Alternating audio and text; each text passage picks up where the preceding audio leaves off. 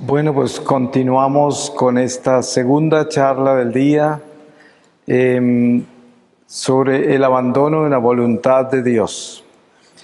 Voy a comenzar con una lectura de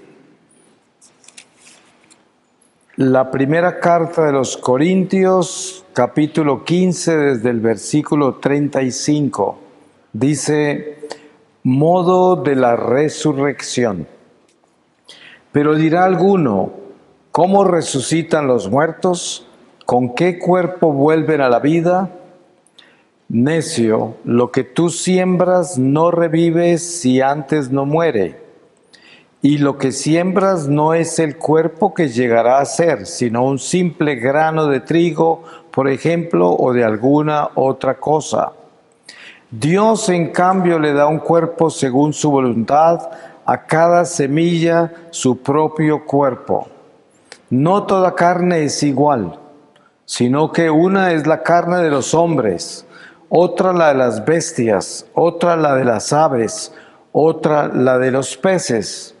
Hay también cuerpos celestes y cuerpos terrestres, pero uno es el resplandor de los celestes y otro el de los terrestres. Uno es el resplandor del sol, otro el de la luna y otro el de las estrellas. Y una estrella se diferencia de otra en el resplandor. Así será en la resurrección de los muertos. Se siembra en corrupción, resucita en incorrupción. Se siembra en vileza, resucita en gloria. Se siembra en debilidad, resucita en poder. Se siembra un cuerpo natural, resucita un cuerpo espiritual. Porque si hay un cuerpo natural, también lo hay espiritual. Así está escrito, el primer hombre, Adán, espíritu que da vida. Así está escrito, el primer hombre, Adán, fue hecho de ser vivo. El último Adán fue del espíritu que da vida. Pero no es primero lo espiritual, sino lo natural, después lo espiritual. El primer hombre sacado de la tierra es terreno, el segundo hombre es del cielo. Como el hombre terreno, así son los hombres terrenos. Como el celestial, así son los celestiales. Y como hemos llevado la imagen del hombre terreno, llevaremos también la imagen del hombre celestial. Esto os digo, hermanos, que la carne y la sangre no pueden heredar el reino de Dios, ni la corrupción heredará la incorrupción. Mirad, os declaro un misterio, no todos moriremos, pero todos seremos transformados. En un instante, en un abrir y cerrar de ojos, al son de la trompeta final, porque sonará la trompeta y los muertos resucitarán incorruptibles y nosotros seremos transformados. Porque es necesario que este cuerpo corruptible se revista de incorruptibilidad y este cuerpo mortal se revista de inmortalidad. Y cuando este cuerpo corruptible se haya revestido de incorruptibilidad y este cuerpo mortal se haya revestido de inmortalidad, entonces se cumplirá la palabra que está escrita. La muerte ha sido absorbida en la victoria. ¿Dónde está, muerte, tu victoria? ¿Dónde está, muerte, tu aguijón? El aguijón de la muerte es el pecado y la fuerza del pecado, la ley.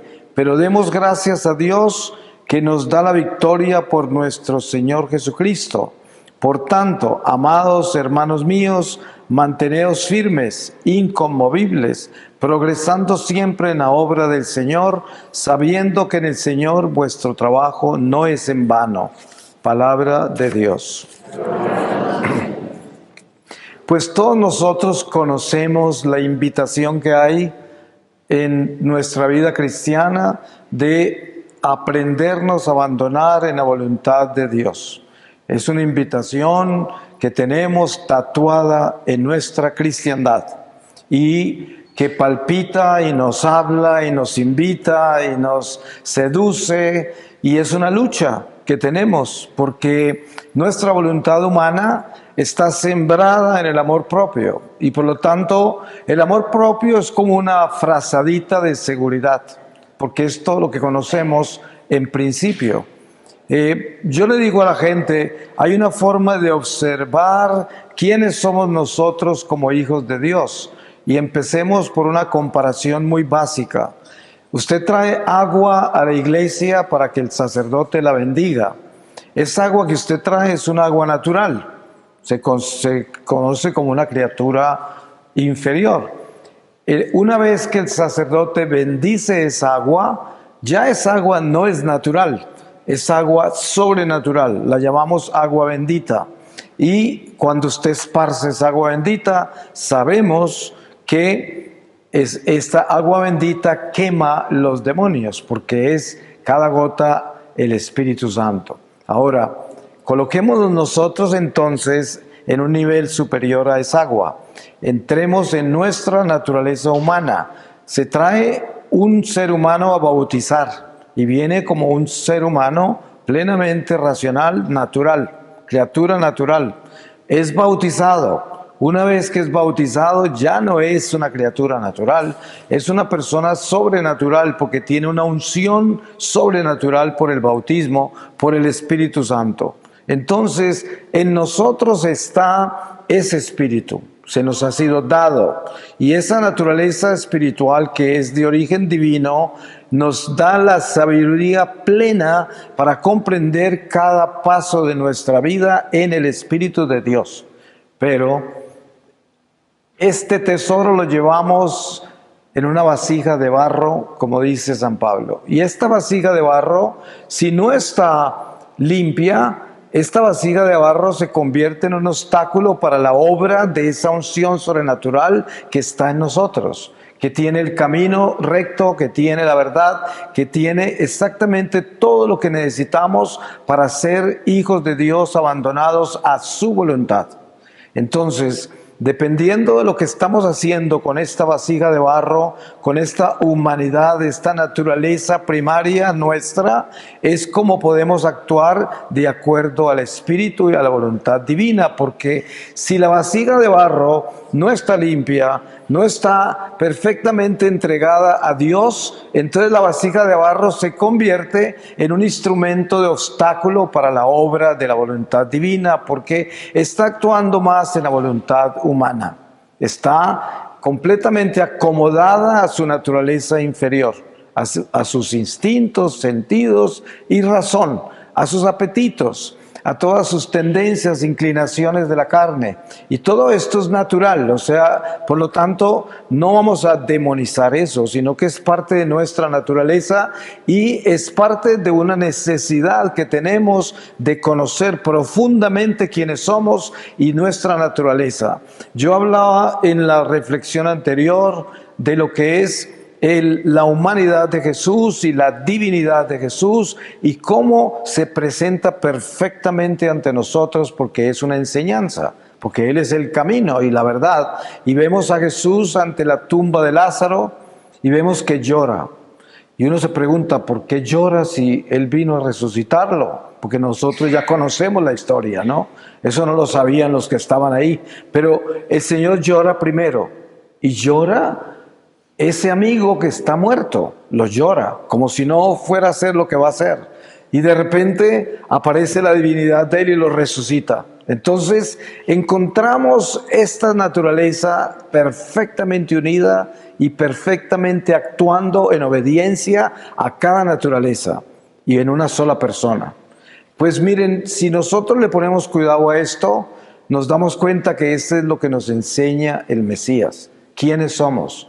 Esta naturaleza humana nuestra llora, esta naturaleza humana nuestra sufre, esta naturaleza humana goza, tiene hambre, tiene sed, se cansa, todo esto. Jesús en el pozo de la Samaritana, con la Samaritana en el pozo de Jacob, tenía sed, ¿no? Y tenía hambre y todo.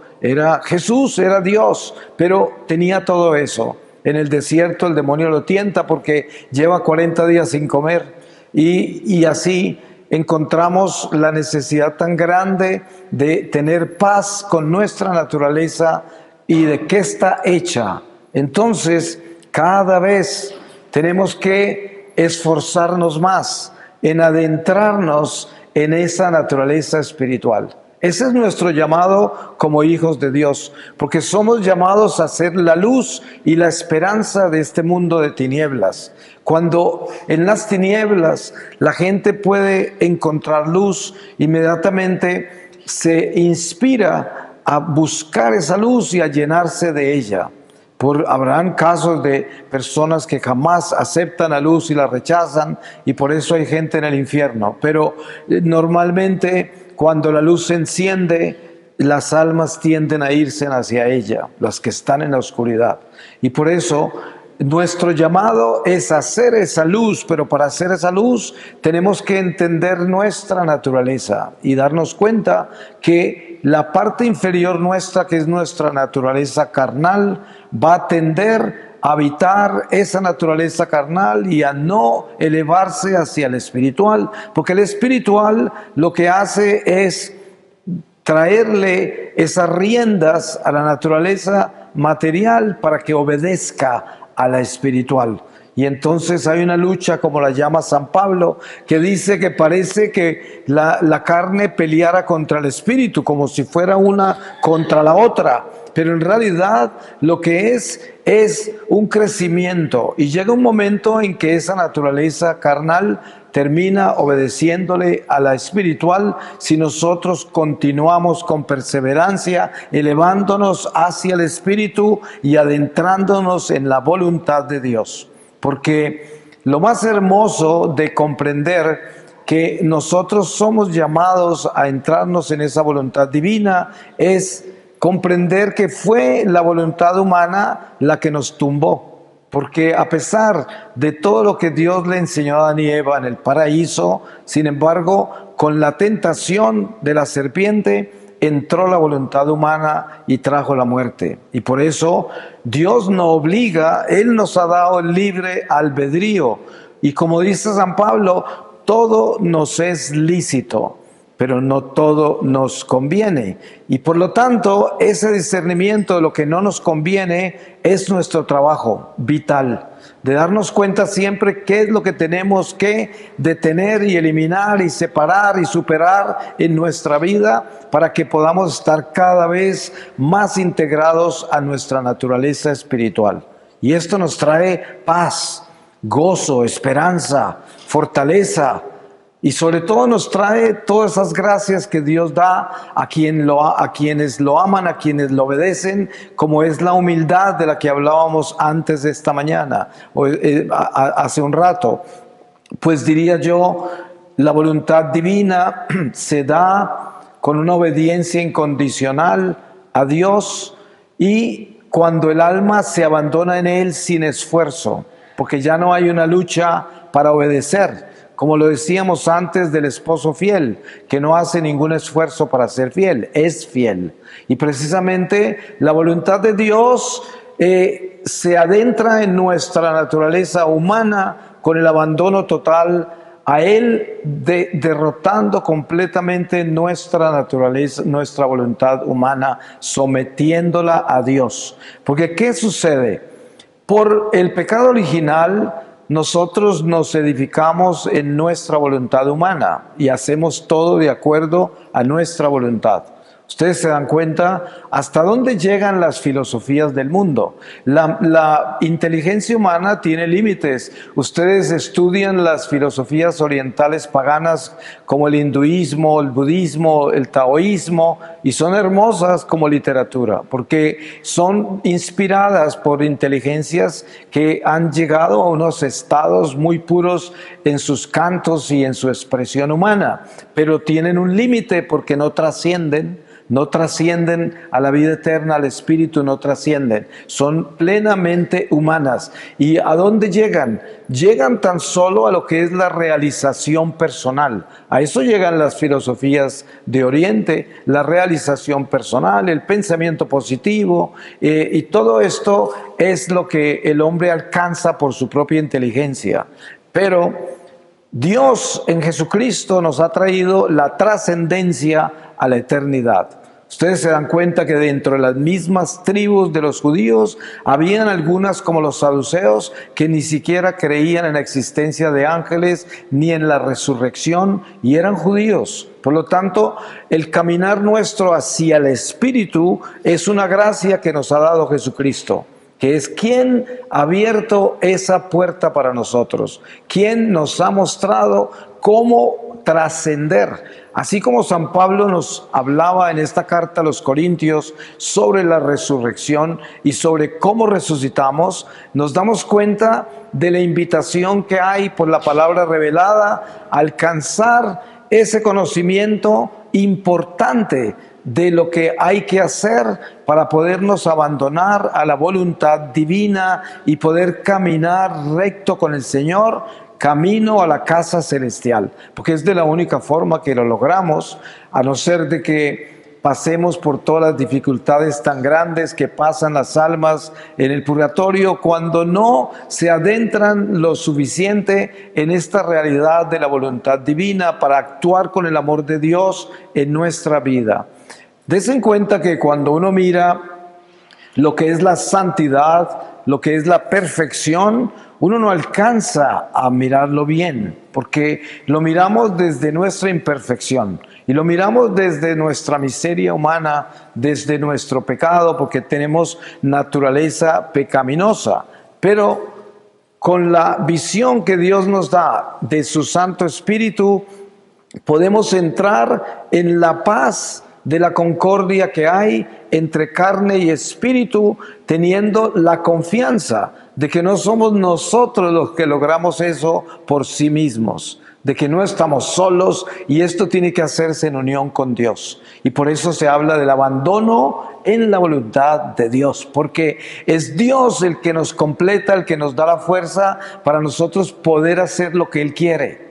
Y sabemos que Él solo quiere una cosa, como la decíamos antes, que es nuestra santidad, porque solo los santos entran al cielo, nadie más entra al cielo. Por eso el Señor quiere que seamos santos, para que podamos entrar. Entonces, ese vivir en la voluntad de Dios es entender lo que Dios quiere. Porque ¿cómo hago yo para vivir en la voluntad de Dios? Llegando a entender lo que Él quiere de mí. Es de la única manera que puedo vivir en la voluntad de Dios. Porque yo puedo simplemente por intención y por una emoción espiritual decir, yo me abandono en tu voluntad, Señor. Pero ¿cómo hago para hacer eso sin saber qué es lo que Él quiere de mí? Para yo poder abandonarme en su voluntad, tengo que entender qué es lo que Él quiere.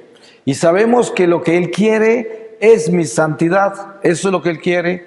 Entonces, en resumidas palabras, entrar en el abandono a la voluntad de Dios es tomar una decisión extraordinaria de ser santos, tomarla. Ustedes se sorprenderán que en nuestra iglesia usted habla con la gente y les pregunta, ¿alguna vez usted se ha hincado y le ha implorado a Dios que le dé la santidad, que lo ayude a ser santo? ¿Alguna vez durante toda su vida cristiana y de tantas oraciones que ha hecho y de tantas cosas que ha practicado y en tantos talleres que ha estado y en tantos retiros y en tantas peregrinaciones, alguna vez se hincó y le imploró al Señor que lo hiciera santo? Y se sorprenderá lo poco que se ha hecho eso. ¿Por qué? Nuestra naturaleza humana, que es nuestro estado primario, carnal, terrenal, tiene miedo a la santidad. ¿Por qué? Porque la santidad la considera como una amenaza a todos sus instintos, a sus sentidos, a sus placeres, a sus apegos, a sus deseos, a todo, ¿no? Porque entonces esa santidad parece que le fuera a robar todo. Entonces la carne se siente como, no, tanto no, es que no es necesario, es que eso es exagerado, es que no, eso es para los santos, no, que no. Y entonces hay una rebeldía de eso, pero no, lo que pasa es que ese es el miedo a morir a sí mismo, a morir a todos nuestros apetitos, deseos, y que supiéramos nosotros que precisamente buscar eso es encontrarlo todo, porque como dice la palabra, busca primero las cosas de Dios y todo lo demás te llegará por añadidura. Y si entendemos eso, nos damos cuenta que al buscar la santidad, hay esta gran tristeza y rebelión de la parte carnal nuestra, pero si le ponemos las riendas y en obediencia y nos vamos hacia la santidad, cuando menos pensamos encontramos una paz, un gozo, una esperanza, un nivel de vida que nunca nos habíamos ni soñado,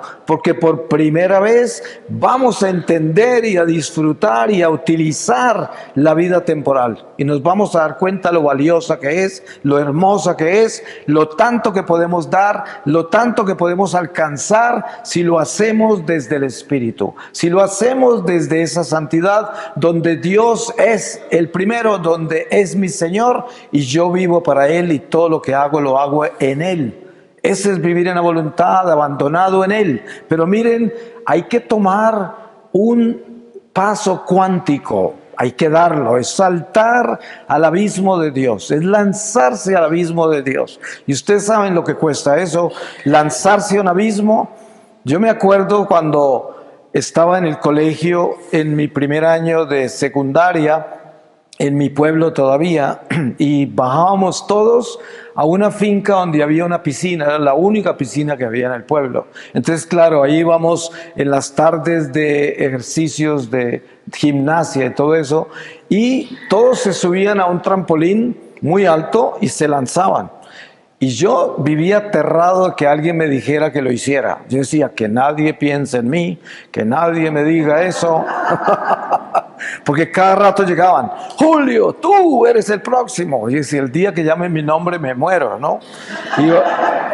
Y llegó el día, nunca me olvido. Y yo subí esa escalera que me llevaba al trampolín de muertes. Yo dije, me voy a morir, me voy a matar, se acabó la vida, todo fue terrible, eso fue eterno. Y luego estaba en la punta de esa madera y estaban todos abajo. Me parecía que todos estaban burlando de mí, aunque eso no era verdad, pero eso es lo que yo sentía. Y además decía, pues aquí me morí. Bueno, y en un momento dado me llené de fuerza y me tiré. Eso fue una experiencia impresionante, pero era ese abismo, ¿no? Un abismo que fue uno de los primeros que me encontré. Pero hoy pienso, ese abismo de Dios es algo parecido, ¿no? Está uno ahí diciendo, ojalá que nadie me empuje hacia la santidad. Y este padre tiene cara de como es uno de esos que le empujan a uno, ¿no? Dice, con ese cura no me quiero meter, ese lo empuja a uno muy duro. Yo tengo un padre espiritual que es un franciscano italiano, que fue mi primer confesor cuando yo salí del secuestro en Colombia. Él pertenece a una comunidad que fue inspirada por el Padre Pío y eran originalmente capuchinos, pero el Padre Pío tenía un temor terrible de que los franciscanos capuchinos se desaparecieran, porque los veía muy mal. Entonces le dijo a 4 capuchinos que fundaran una comunidad que regresara a la espiritualidad original de San Francisco de Asís. Entonces ellos se fueron a Sicilia, vivían en un vagón del tren y ahí comenzó esa comunidad. Y de ahí sale mi padre espiritual. Entonces, algunas veces cuando alguna persona llega y me dice, es que necesito una confesión, pero una confesión de verdad, digo, yo le tengo el lugar y me las llevo para el monasterio que queda en las afueras de Bogotá, donde está uno de los conventos de la comunidad de mi padre espiritual. Y muchas veces personas que yo he llevado allá me han dejado de hablar. Porque nunca se imaginaron lo que era una confesión de verdad. Y bueno, pero esto es lo que sucede cuando nosotros nos encontramos con esta realidad que tenemos que luchar todos nosotros, como es superar esta naturaleza rebelde y además honrarla también, porque siendo rebelde es lo que Dios nos dio. Dios nos creó en el mundo material. y es un don maravilloso la vida, pero al mismo tiempo, cuando encontramos esta unción sobrenatural que Dios nos dio con la iglesia, por medio de su Espíritu Santo, encontramos una invitación a algo extraordinario, que es trascender esta naturaleza visible. Yo amo algo que San Pablo enseña cuando dice, todo lo que es visible pasará, y lo que no vemos es lo que permanecerá. Entonces alguien dice, sí, pero qué difícil, ¿no? Vivir en pos de lo que no vemos. Pero es que en realidad, ¿a qué llamamos fe? Llamamos fe a lo que no vemos, pero creemos en eso. Eso es como le dice Jesús a Santo Tomás, dichoso el que cree sin ver. Porque esa es la enseñanza, ¿no? La enseñanza es que nosotros no andamos buscando señales, ni buscando nada, ni buscando mensajes. Andamos es buscando, como dice San Pablo, un Cristo crucificado, que es la realidad espiritual en nuestro corazón que nos impulsa a ser buenos, que nos impulsa a cambiar el corazón, que nos impulsa a odiar el pecado, que nos impulsa a amar al pecador, que nos impulsa a ser pescadores de almas.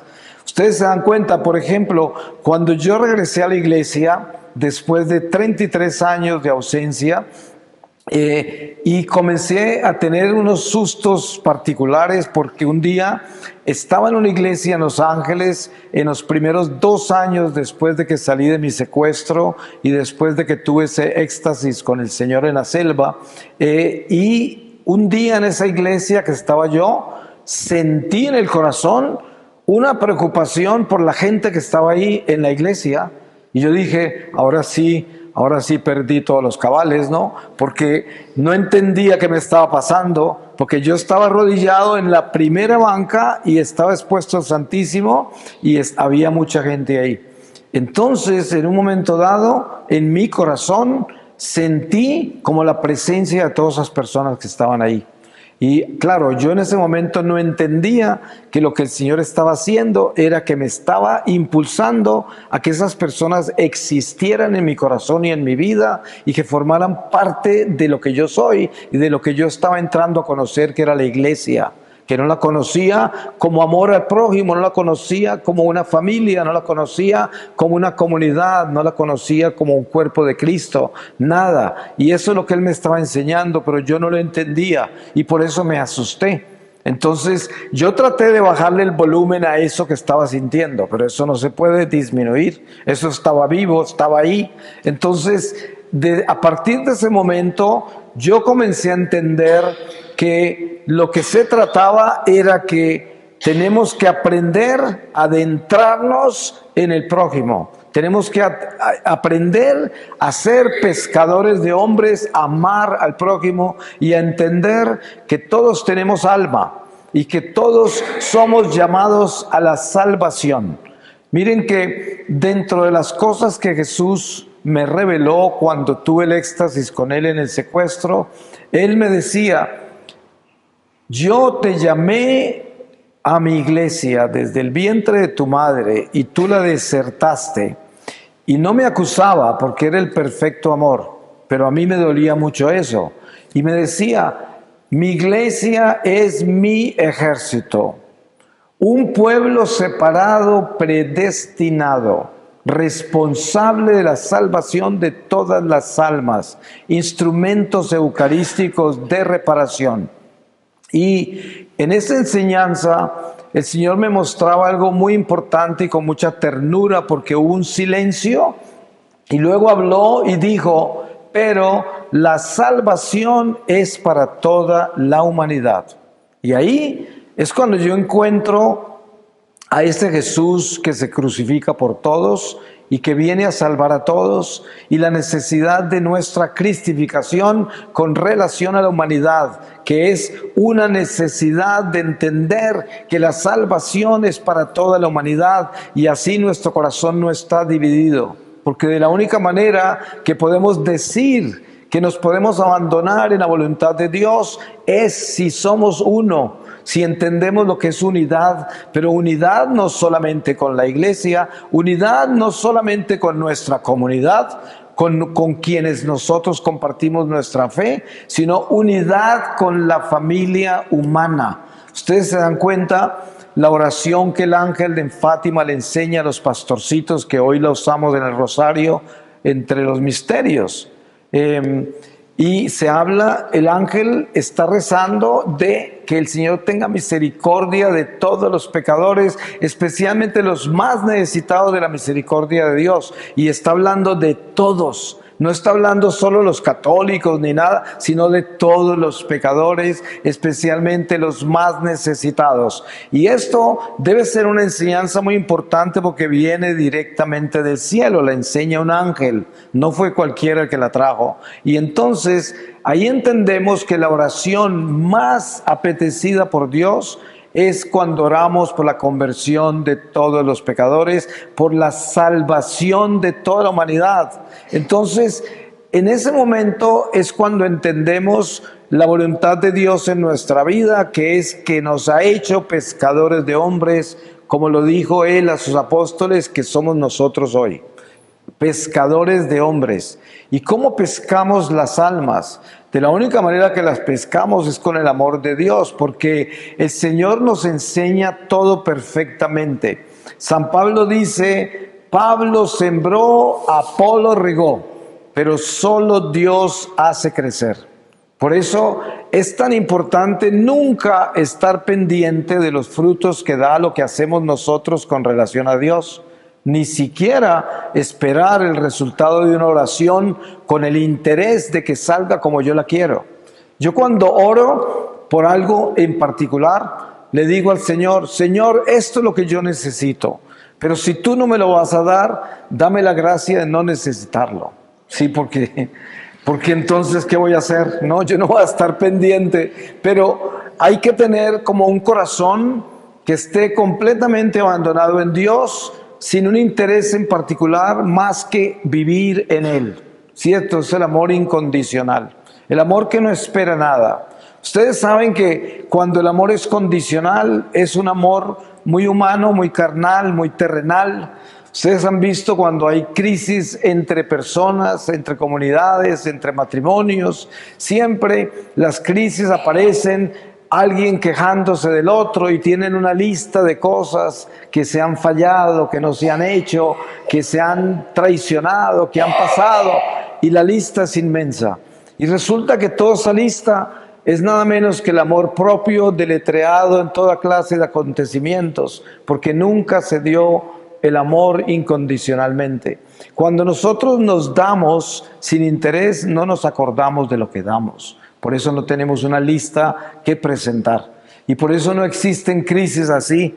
Ustedes se dan cuenta que una madre buena se levanta primero que todo, se acuesta de última y nunca le saca en cara a nadie lo que da. La gente ni se da cuenta cuánto da la madre. De repente a veces se dan cuenta cuando muere. Pero así es. Pero la realidad es que el que da sin condición es como lo que hablábamos antes, es un amor tan perfecto que es imperceptible, porque es sin interés. Entonces, y la gente dice, a ese lo abusa todo el mundo, porque vive dando todo y nadie le reconoce lo que da. Pero ese no está preocupado, ¿no? Está más preocupado el que lo observa. Pero la realidad es que en la voluntad de Dios, el abandono real es cuando entramos en esa realidad del amor incondicional. Qué lindo que es eso, porque ahí es cuando comienza nuestro ministerio real de pescar hombres, porque nosotros lo hacemos para el Señor. Miren esta frase de Jesús en la cruz, en su agonía, cuando dice, tengo sed. A Santa Teresa de Calcuta Él le reveló que esa frase no era porque tenía sed de agua, es porque tenía sed de almas, eso es. Y por eso a Santa Teresa le dijo, tráeme almas para saciar mi sed. Y precisamente ese es el llamado de este crucificado a nosotros, que nos está diciendo, tráigame almas. Y sabemos algo, cuando yo estuve en presencia del Señor, que fue prácticamente como mi juicio personal ante Él, yo no tenía nada para presentarle a Dios, porque toda mi vida la había desperdiciado en el mundo y con los dioses del mundo. Por lo tanto, yo estaba también como condenado, ¿no? Pero al entender esa realidad hoy, puedo decir con certeza que lo que nosotros llevamos ante Dios en el momento en que nos llame son las almas. ¿Cuántas almas han conocido a Dios por mí, por usted? ¿Cuántas almas le puede presentar al Señor? Piensa en eso, si usted se muere hoy, ¿cuántas almas cree que pueden haber llegado a Dios por sus acciones, por su conversión, por sus oraciones, por su intercesión? Y miren algo importante para que no se desanimen. Les voy a dar una aspirina. Nosotros somos instrumentos eucarísticos de reparación. La mayor contribución que le damos a Dios desde la iglesia como ejército de Dios es la Eucaristía. Cuando nosotros estamos en gracia de Dios y venimos a comulgar, Jesús Eucaristía rescata almas de la perdición eterna y esa alma queda en el libro de su vida.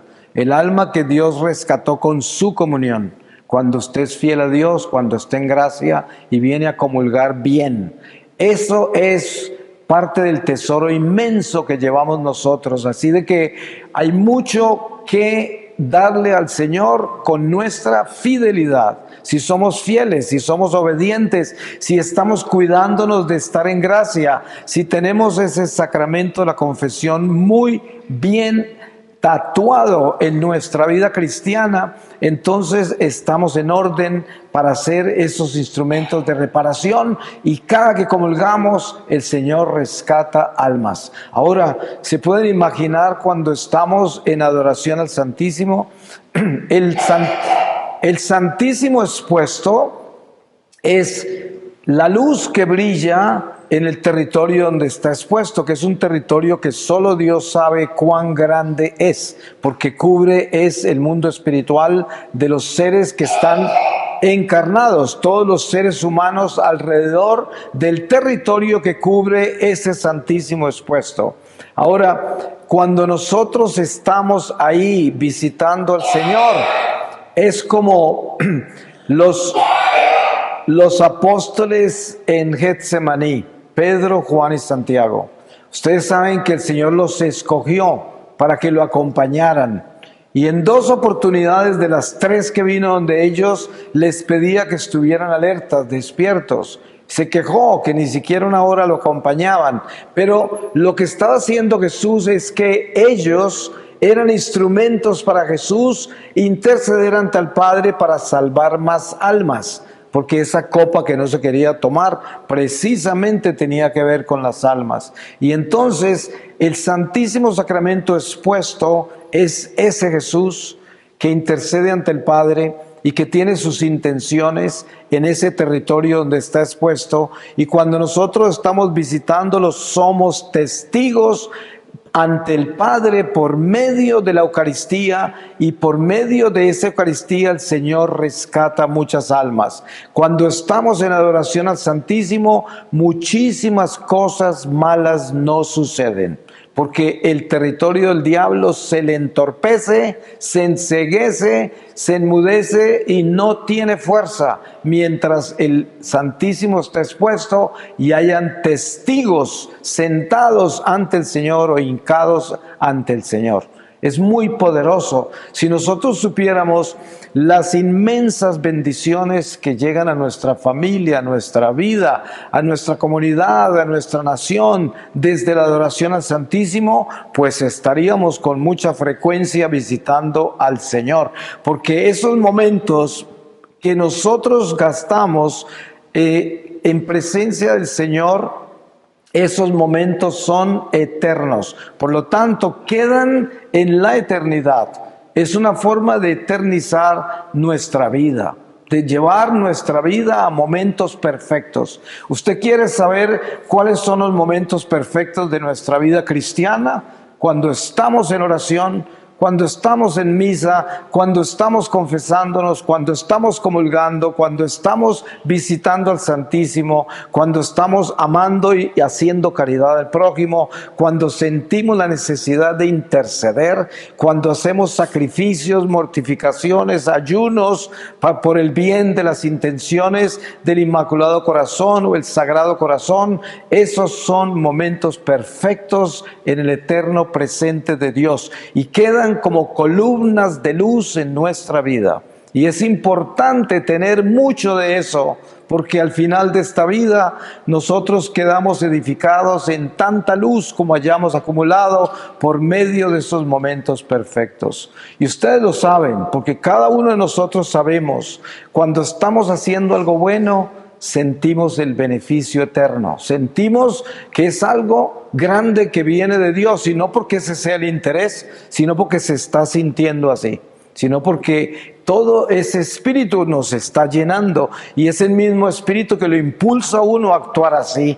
Ustedes saben que la misma palabra nos enseña que nosotros por sí mismos no podemos inspirarnos a rezar. Nosotros por sí mismos no pudiéramos haber llegado a este retiro. No, es el Espíritu Santo el que nos empuja, el que nos lleva, el que nos localiza, el que nos acuartela para que nos llenemos de Él y nos fortalezcamos y podamos resistir las batallas que nos esperan, porque así es como caminamos en este peregrinar con la iglesia. Es una iglesia peregrina, militante, y los miembros de esta iglesia están constantemente cuidados por el Señor, y el Señor se asegura de que tengamos todo lo que necesitamos para ser valientes, porque si nosotros entendemos lo que es este sentido de la voluntad divina, tenemos algo muy grande, y es que nunca estamos solos. Siempre tenemos esa compañía interior en el corazón que nos da vida, porque no dependemos de criaturas humanas para estar acompañados. No dependemos del dinero, ni del éxito, ni de los placeres, de ninguna cosa dependemos, porque Dios nos llena. Dios nos llena. Cada vez que nos sintamos que nos falta algo, estamos ansiosos, tenemos duda, estamos vacíos de Dios. Lo que nos falta es Dios en el corazón. Entonces hay que correr a la oración, hay que correr a arrepentirnos, hay que correr a hacer lo que tenemos que hacer para llenarnos de Él. Hay que correr a amar, a perdonar, a sacrificarnos, a hacer todo esto que nos da luz, que nos da fuerza, que nos trae a Dios al corazón. Eso es lo que hay que hacer. Y en esa forma podemos decir que la voluntad de Dios se está dando en nuestra vida. ¿Cuándo podría yo decir, yo siento que camino en la voluntad de Dios? Pues solamente lo puedo decir el día que yo me olvide de lo que yo quiero y ya no me importa. Lo que me importa es lo que Dios me está dando hoy para vivir. Por eso el Señor dice, a cada día con su afán. No os preocupéis del futuro. Esto es lo que dice el Señor. A cada día con su afán. ¿Cómo se vive en la voluntad de Dios? Viviendo cada día con su afán. Sin tener el peso ni del pasado ni del futuro. Sino viviendo este momento con amor y confiados en Dios. Sin tener ansiedades ni preocupaciones extraordinarias de lo que va a suceder, de lo que ya sucedió, de esto. Todo eso es innecesario. Y son preocupaciones carnales, humanas, imperfectas, que no nos producen nada bueno.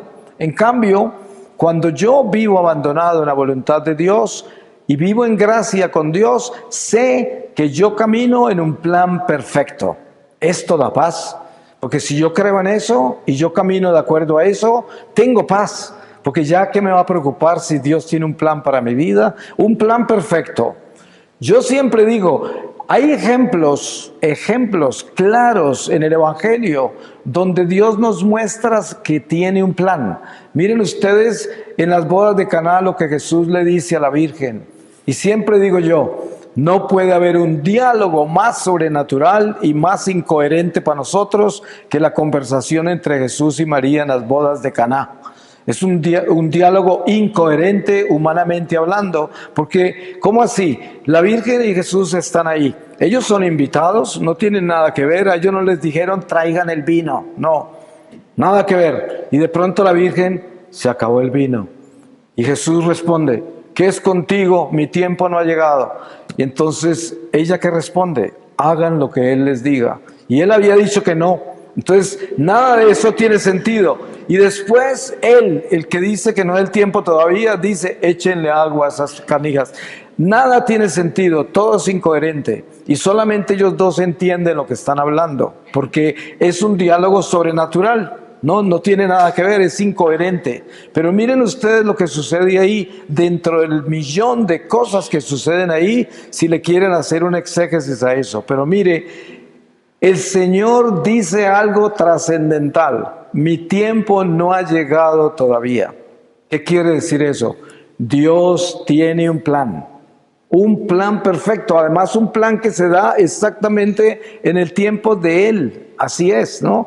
Los mismos demonios tienen sus planes y tienen un tiempo para ese plan. Ustedes se acuerdan que en algunos casos que Jesús está con endemoniados, algunos endemoniados protestan y dicen, ¿qué te hemos hecho? ¿Por qué tenías que venir? No es el tiempo todavía. Pero no están hablando del tiempo de Dios, están hablando del tiempo del diablo, porque el tiempo del diablo era eliminar esa alma, acabar con esa persona, y el Señor llegó y les interrumpió el plan. Entonces se quejaban. Pero el plan de Dios es perfecto, porque si nosotros entramos en esa voluntad divina, entramos en la realidad de un plan perfecto, y abandonarnos en ese plan es tener la paz.